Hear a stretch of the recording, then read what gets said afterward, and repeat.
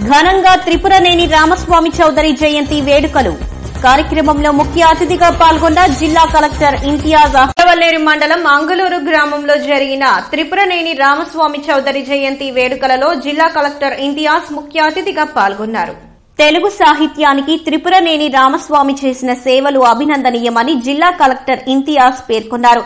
గొడ్లవల్లేరు మండలం అంగులూరు గ్రామంలోని జిల్లా పరిషత్ ఉన్నత పాఠశాలలో నిర్వహించిన త్రిపురనేని రామస్వామి చౌదరి రాష్ట స్థాయి జయంతి వేడుకల్లో జిల్లా కలెక్టర్ ఇంతియాజ్ ముఖ్య అతిథిగా పాల్గొన్నారు.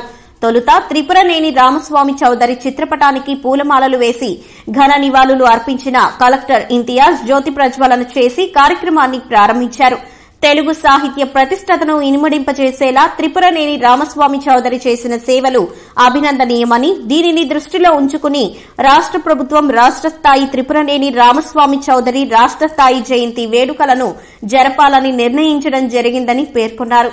గుడివాడ